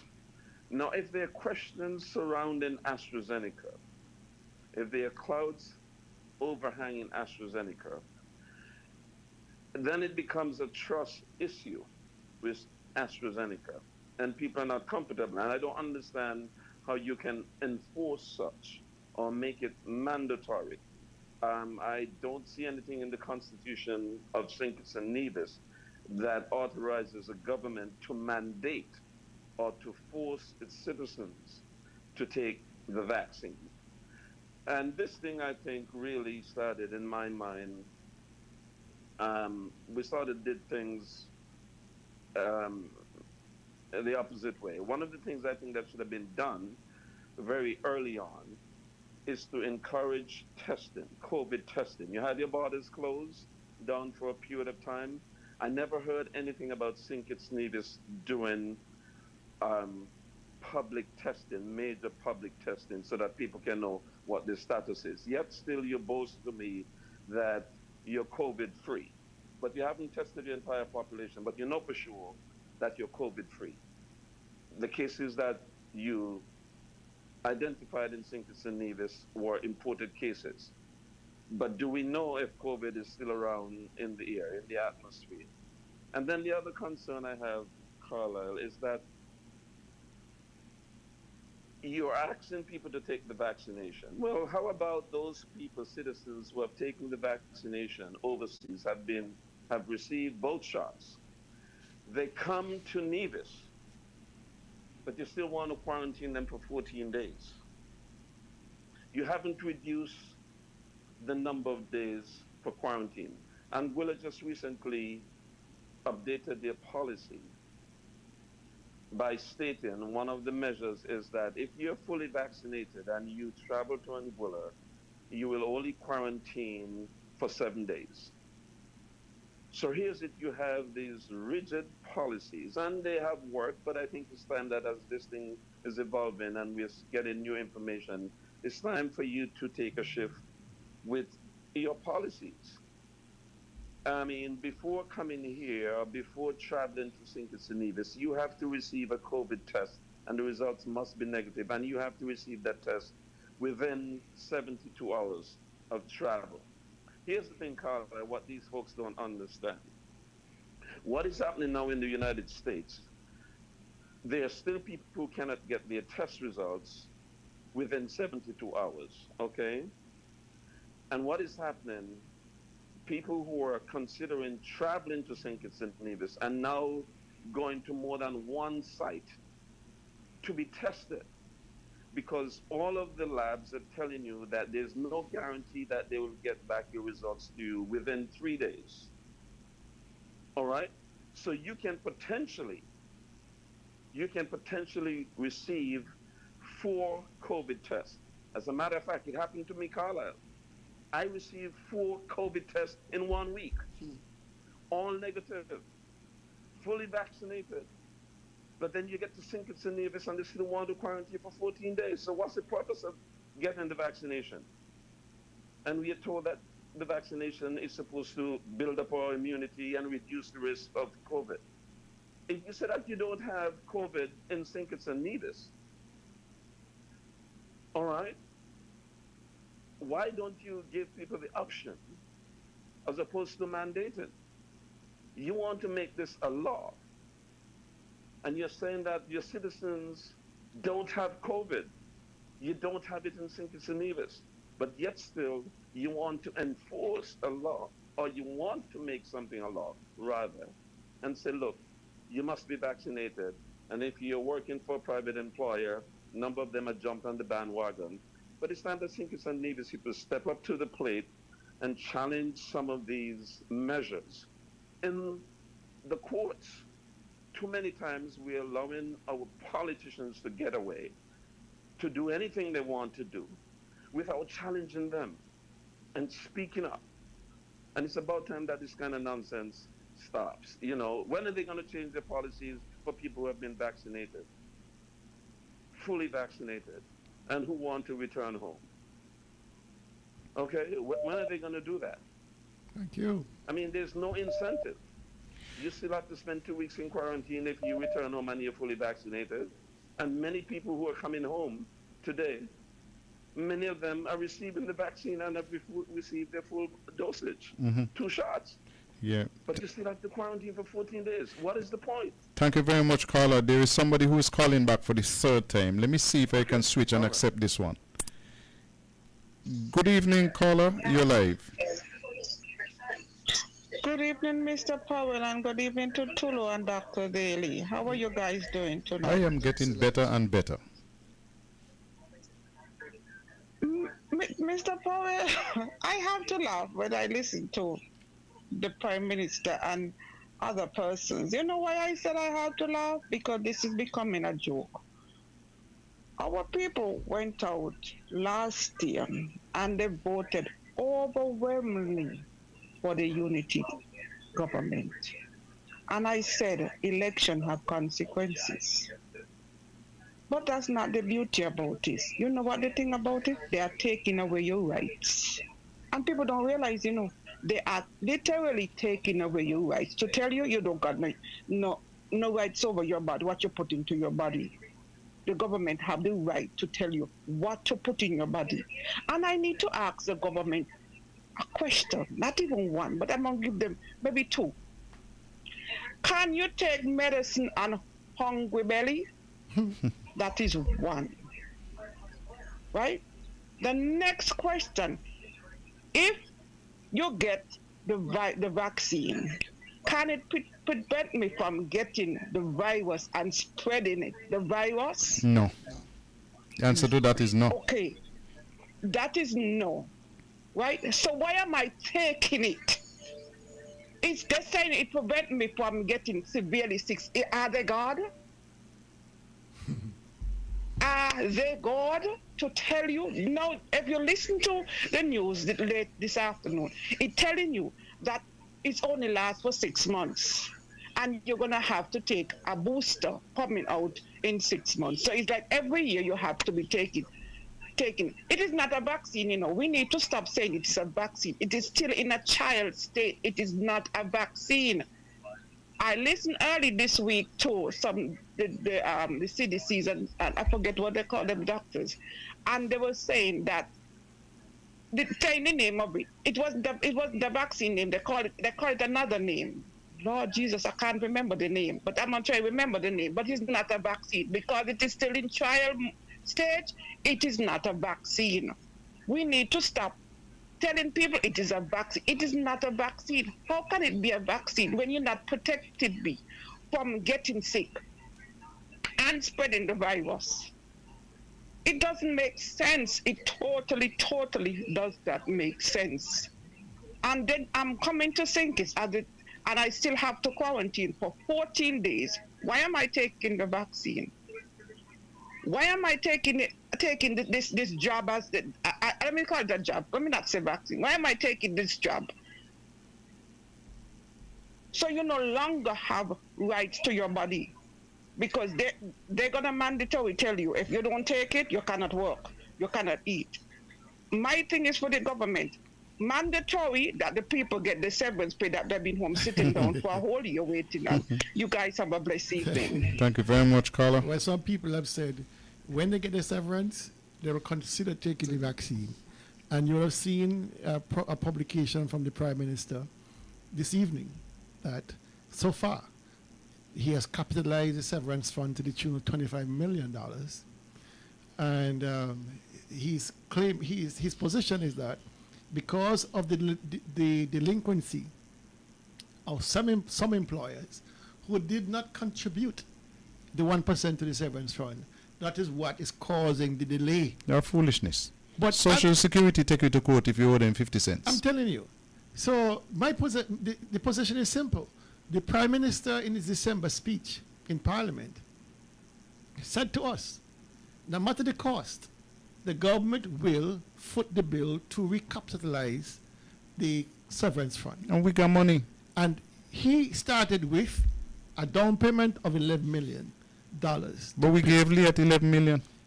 So he's now coming tonight and say, so far, $25 million have been paid out. But based on commentary I heard on June 2 days ago, there's still 2,000 people out there who have not received a dime. And brokes. And getting the utilities cut off. So I want to know if $25 million was paid out already, well, how much exactly is this bill? Because I thought it was about 5,000 or 6,000 persons who were claiming severance. And if you don't pay out $25 million, you mean that you probably have another $25 million to go? You know? And the people at Four Seasons were fooled by the government of Nevis. Oh, and told that they should not apply for the severance pay. Gentlemen, let's take another break. Let's make sure that we sell some Kangen water. And then when we come back, we have still another 20 minutes to go. And we still haven't yet touched the I want to be Prime Minister for more than 2 terms. No, it's my turn. We got to come to that after this. Do you know what you're drinking? If you are drinking plastic bottled water, chances are you're consuming plastic contaminants, BPA, and other hormone-disrupting chemicals you cannot see with your naked eye. Those empty plastic bottles take up to 450 years to decompose. In the meantime, plastic bottles are polluting the environment. They are dangerous to the planet and our health. The safer solution is to acquire your own Kangen alkaline water filtration system, and you will never have to buy toxic bottled water again. Help save the planet and drink clean water for less than the price you'll pay for acid plastic bottled water over the next few years. The Kangen technology is the world's most popular, most acquired water immunizer. For more information, you can call or WhatsApp us on 917-207-1307. That's 917-207-1307. Change your water, change your life. This is Carlisle Powell, a member of the 2020 Vision family, where we all volunteer our services. We can't do this without you. So please use our Facebook or GoFundMe links and donate now. Your donation will also help us in our quest to be on the FM dial. Please make a donation now. Welcome back to Tell Me. And over the weekend, we witnessed the convention of the PAM party in St. Kitts. They hold the largest block of seats in the federal parliament. They are led by Timothy Harris of the PLP, and somewhere in the mix there is the CCM. What we noticed from the conventions from PLP and from PAM is that none of the elected 3 in Nevis attended either of those conventions. For PLP, I know that they sent down Toya, who is in the scheme of things and nobody. She's just an advisor to the premier on matters which really are handled by one of his ministers. And then for the PAM convention, they sent down Troy, and they sent the same Toya to try to give Toya some attention. And the 3 elected members here of the federal parliament stayed away from both conventions. They are part of what they call the National Unity Government. Did it surprise you, gentlemen, that all 3 stayed away from both conventions? I'm not surprised. Matter of fact, I would have been surprised if they went. Given the acrimony, nobody want to be tarnished one way or the next. So it was almost inevitable that some lower-ranking person would have been sent just as a token representation. And so Toya went for the PLP, and Latoya Jones went for the PLP, and Troy and Latoya went for the PAM convention. But, this matter of leadership, I was so disappointed. I must tell you, Carla and Tulu, I was disappointed that Sir Kennedy Simmons decided to even accept the responsibility of delivering the keynote address at the PAM convention. Because it's a little known fact that Sir Kennedy receives an allowance from government because he is a national hero. You're no longer in the public domain as a commentator for PAM. You are receiving an allowance from the Treasury in recognition for your service to the whole country. And that is a little known fact. He has certain privileges bestowed on him because he's a national hero. And for him to lift up yellow frock down there in St. Kitts last Sunday and go down the road where he's saying Labour should never again hold the reins of power in St. Kitts and Nevis, that is beneath the stature of a living national hero.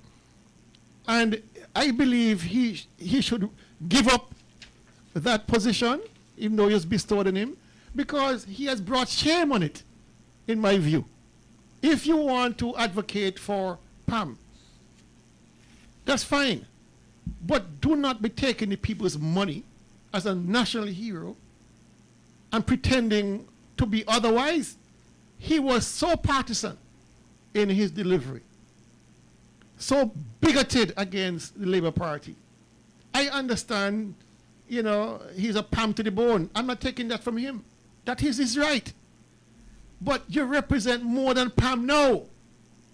And for him to have accepted that invitation to give the address and lift up your frock the way he did, my goodness, it was disappointing.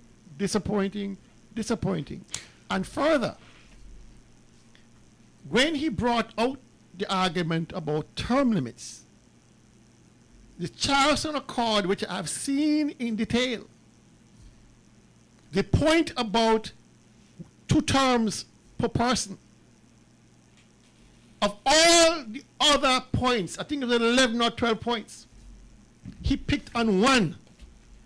The 11, the others. I think it's 16 or 17. 17 in the Charleston Accord. 17. But term limits not in the Charleston Accord. Eh? No, that was. When you want to find term limits, you have to look in the other government document. Yep. A lot of people don't realize that there is a national unity agreement. How much terms? How much positions are in there? No, this one they have, in terms of the articles, they have 13 articles in that one. Right, so and the one which deals with term limits comes under Article 5. Okay. Now, he brings out the Charleston Accord and he says, I have it here. And he points out the fact that in the Charleston Accord, which is wrong, because it's not in the Charleston Accord. It's not in the Charleston Accord. It's in the Unity Agreement. Right? That is here, it's binding. Prime Minister signed on it, blah, blah, blah. Fine. What about the other articles that saw Nevis benefiting from an agreement? What about the fact that 75% of what was promised in the Charleston Accord, according to the Premier himself, have not been honored. Good evening, caller. Good evening, gentlemen. How are you tonight? I'm good. There are two things that I really wanted to take note of in listening to you. One is there seemed to be a general lowering of standards. It's not just the misogyny that you spoke about earlier. Things we used to view as improper and lacking in decorum seems to be now accepted as the norm. Correct. Right? You know, and there seems to be nobody to hold up standards of correctness anymore. I mean, and that is where, for instance, the National Heroes Address to the convention comes in. Right? I don't know why he thought it was okay to participate in a partisan convention like he was any other current politician. Okay? And similarly, I don't know why they keep inviting diplomats of friendly countries to sit down and watch these essentially clown shows. Okay? I think that's kind of disrespectful. And worse, it seems as if there was a member of the judiciary there as well. I mean, we're just sliding down into this what would you call that? I mean, it's impropriety as far as I'm concerned. Okay, and so it reflects a general drop in standard. And the other thing is that we have to be careful about the fallout from COVID. During COVID, the government assumed state of emergency. They ordered lockdowns and border closing and those sorts of things, which normally in a normal democracy you would not have those things. Okay, it was quite understandable, right? We were going through a crisis, but I think now that where we have the vaccination part of it, which requires persuasion more than coercion, I think, okay, there's still this tendency to say, my way or the highway. Do it because I say, right? Vaccinate all the kids, your job, right? And I think we have to be careful of that, you know. We wonder how countries slide into dictatorship. Well, you know, it doesn't always come from coups. It comes from these subtle, very gradual slide from a democratic to a totalitarian state. So we got to watch that, okay, and push back against it. That's my comment. Thank you very much, caller. But I was saying, in the Charleston Accord, it clearly spells out a fiscal arrangement for the CBI sharing of receipts. Clearly spells it out. Clearly spells out how money should be shared, whatever numerical figure they're going to use. There are a lot of things in there about development for Nevis. And the former Prime Minister Simmons and all those who came after focused on one element of this agreement, term limits. So it what suits them. My position has always been, if the Premier had any nuts in his pants, whether in his pockets or otherwise, the first order of business, when they held the reign of power in 2015, the balance of power, that Charleston Accord guaranteeing Nevis its fair share of CBI should have been codified, put down in law. Put down in law to this very day. Every money we get from CBI is not registered as recurrent revenue, it's registered as grants. It tells you there is no surety given to us of how much we're going to get and when we're going to get it. The Premier had a chance which is now gone from us. In 2015, between 2015 and 2020, 5 years to get the Charleston Accord agreeing to the codification of the Fair Share Agreement to get it into law. So no matter what government comes after, you have the money guaranteed for divisions. So it can be recorded in the estimates as recurrent revenue. They failed to do it. Failed to do it. The biggest element of the Charleston Accord, we failed to codify it. And now we are in the worst possible position. And so when Brantley talking about people going to see your barley grow, the man is an idiot. He's a complete jackass. We're going to spend some time reviewing the Charleston Accord and also reviewing this unity agreement, this national unity agreement, because a lot of people speak about them but have never seen them, have never read the details. And so it would be useful for us to look at this, because you take, for example, one area, number 9. Number 9 speaks to the geothermal project in Nevis, and that under Team Unity government, financial support will be provided to the Nevis Island administration for the commercialization of geothermal. But these fellows they're still begging. They're down on their knees. They now say that they are going out there looking for loans and all kind of things. When this agreement, the Charleston Accord, if they had codified it, gone to Parliament, had it sorted out, they would have been able to say, hey, listen, money in the bank. This is money in the bank. But they didn't do anything like that. And boy, the whole idea is 9:55 Tulu. So you take that straight into your closing argument.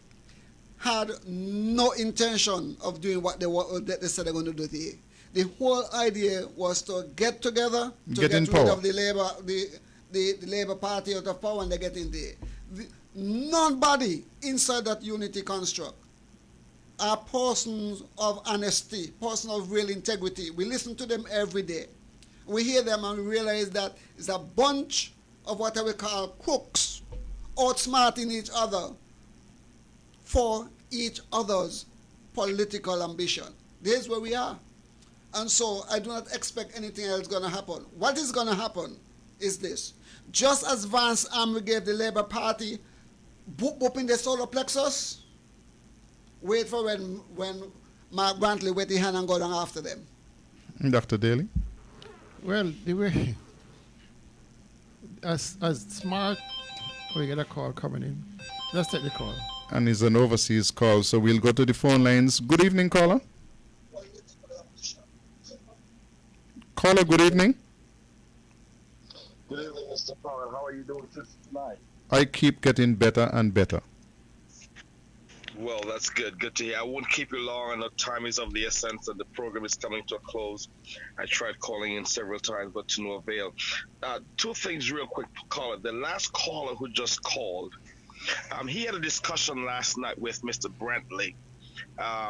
Tonight is Thursday, last night, and discussing the vaccine and all that. And one of the discussion was based on, I think, 20 million people who took the vaccine and 77 people who were affected with it. And the caller who just spoke to you there, he was making a point of saying how important every person is, but Mr. Brantley was making the point that, hey, don't you see 20 million people were vaccinated, and you're talking about 77 who has issues? Now, I was disturbed with that. I heard someone else make the point also here in America about, it's only 77 people and 20 million people is fine. Here's my point, Mr. Powell and the rest of your panel. You're saying if 20 million people were vaccinated and they're fine and only 77 people. But hear this. Why don't you put your name as one of these 77 people? Why don't you put your wife's name or your daughter's, one of your daughter's name? You see, when it's you, it's a whole different dance and song and tune. Okay, and one of the things Mr. Brantley said, 77 irrelevant. That keyword irrelevant, So you're saying one soul is irrelevant? That disturbed me very much last night. That concerns me. You're saying, oh no, go take the vaccine regardless because so many people have taken. No. And Mr. I have to go. But you said something last week when the World Health Organization in Geneva, Switzerland mandates the taking of the vaccine. You can come talk to me. Correct. And I stand by that still. Yeah, you don't mandate anything unless the World Organization don't even mandate it. America and Brazil, who have so many deaths, not even America is mandating the taking of the vaccine. America has 322 million people, and to date, only 150 million have taken the vaccine. In all the death and tragedy and disaster in America, and you're telling me only 150 million out of 322 million have taken the vaccine? Everybody has questions. I know you like to compare about when we went to school and the vaccine and everybody took back. No. You see, back then there were no smoke around the vaccine when we went to school. There's a lot of smoke around this vaccine today. And that's why people have things in question. I have to go, Mr. Powell. Thank you very much for your contribution. Dr. Daly? One statistic I'll put on the table, and is that 5,800 people who have been vaccinated against COVID in the United States, double doses, have caught COVID nonetheless. 5,800 people. The caller made a brilliant point. When you start to go down the road of dismissing the death of a single human being, you have no soul. Mm-hmm. You have no soul. I mean, we appreciate the fact that persons do get sick and persons do die, but to say almost dismissively, so what? That is irrelevant. 12 people got saved. But it is if it's your family, that 12 persons become different, right? So you can't be dismissing as collateral damage, as little guinea pigs gone bye. It is sick to be even thinking like that, and it goes to show again that this man has no soul. It's a dark void. He needs some breast milk. I mean, I got a dog with some puppies up there. I can give you some of that. But he needs help. But to get back to reality, the issue with our Prime Minister is really caught between a rock and a hard place. As I said, the devil in the dark and deep blue sea. He has two choices. Continue on as Prime Minister and pretend that these guys are not going to gun for him until 2025, which I believe is a mistake. Or he can decide to try and form an alliance with some other parties. His choices are few. NRP ain't got no seats. So his Labour and CCM, both of which are untenable for him, unpalatable. So really and truly, he has to keep quiet for the next 4 years. Because any eruption, vote of no confidence, and out he goes.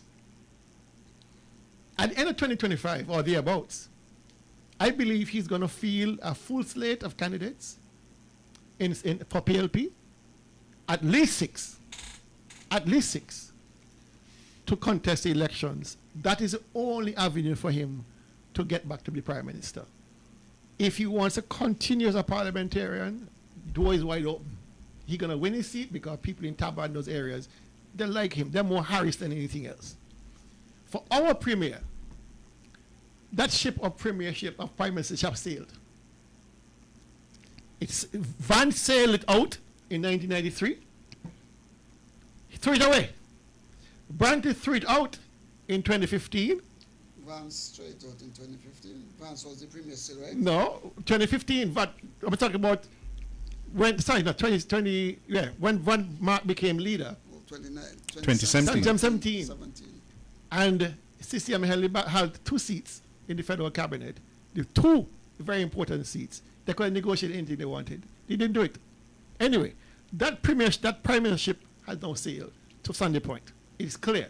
Pam is not going to tolerate anybody but King Richard. Pam has not had a prime minister since 1995. Yep. Last was Simmons. Mm-hmm. Right? And so their position is untenable because whatever way it goes, they have to form a coalition government. The former prime minister said, Simmons said, they're hoping to pick back up St. Kitts 1. East Bastille. That'll bring it to 5. You'll steal another one. So whichever way it goes, you still need a coalition to rule the country. Whether it's NRP, CCM, or PLP or Labour. No, the chances of Pam joining with Labour is none. The chances of Pam joining with PLP is none. The chances of Pam joining with CCM, that is their comfort. The chances of them joining with NRP, we have to win our seat to join. We ain't got a seat yet. But there are not a lot of options. They're predictable. But the biggest danger for the Prime Minister is being run out of office on a broom. Swept out of office on a broom because he dare now challenge Sean for the eventual leadership in 2025. They can pull a vote of no confidence and overnight, in 3 days, he pack his bag and go. There's no choice. So he has to recognize his vulnerability and act accordingly. I stay there. Well, I'm going to be very brief in my wrapping up. In this agreement, National Unity Agreement, PLP, Timothy Harris, with his 1 seat, would have signed anything. What he did manage to get into this agreement is that the prime ministerial candidate, I don't know we run for prime minister, but he did say the prime ministerial candidate would be Dr. Timothy Harris, Article 11. The leader of the partnership and prime ministerial candidate is and shall be the Honorable Dr. Timothy Harris. He got this in the agreement so that by the time that they won and they had the coalition, Mark Brantley with his 2 seats and feeling that he was some kind of important person. Well, Van Samry, feeling that Mark was some kind of important person, was a non-factor. And so Timothy Harris became the Prime Minister. This same agreement which Timothy used when he said, hey, listen, I am in the agreement as being the Prime Minister, is the same agreement that will come back to haunt him. Because it is the same agreement which says that there shall be term limits. And Timothy Harris is now at the point where he does not want any term limits. He wants to be Prime Minister again and again and again. And the leadership of PAM, they have already cracked the whip and said, listen, that is not going to happen. And don't fool yourselves, gentlemen. National hero Sir Kennedy Alphonse Simmons was not invited to give no feature address at no PAM convention. Nobody can convince me of that. The more likely scenario is that the people around the party, meaning Kansi and Morton, and Sir Kennedy himself would have imposed Sir Kennedy and the convention. Because don't forget that this good doctor from Trinidad was brought in here to the PLP convention to say, if you have a good leader, keep him. Keep Timothy Harris. Nobody else must be leader. And so the PAM leadership and the people who own the PAM party would have quickly said, we got to counter that. And we can't leave it up until Sean and Lindsay to counter that. Bring the big wig. So we are going to bring in the big wig. And who is bigger than Sir Kennedy? Nobody. Now, here is my problem. As a national hero, Sir Kennedy Alphonse Simmons ought to have seen himself above party politics. He had absolutely no right addressing the PAM convention, identifying himself as a PAM. Everybody knows he's a PAM, but identifying himself as a PAM and coming off of the pedestal where we have placed him as a national hero, where Denzel Douglas placed him as a national hero, and coming back down to PAM to say that I am a PAM. And not only am I a PAM, but Sean must be the next Prime Minister. And that Timothy Harris, whether you like it yes or not, at the end of this storm you got to go. And this is exactly what happened. When you're a national hero, you are above the party politics. You must be free to mix and mingle in all areas and on all sides. And so Kennedy Simmons showed people exactly why people prefer their national heroes to be dead. Because when you are dead, you can't get into these kind of controversial things. I mean, Barbados has one living national hero. So Garfield Sobers. When last you hear Garfield Sobers make a statement to embarrass Barbados? You just don't hear it. And so this is what you expect of Sir Kennedy. Yes, we know that you're PAM. Yes, we know that you will always support PAM.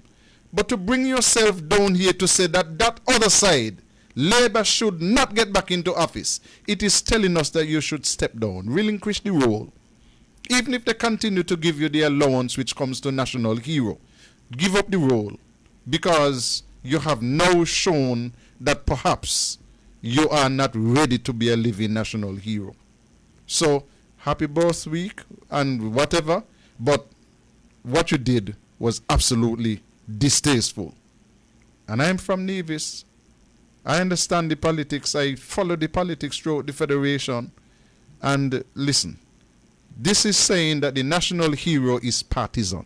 And our national heroes must be all-inclusive of everybody. That's where we leave you this week.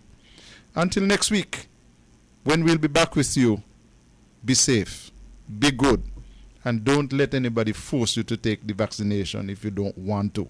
It is your right. Do you know what you're drinking? If you are drinking plastic bottled water, chances are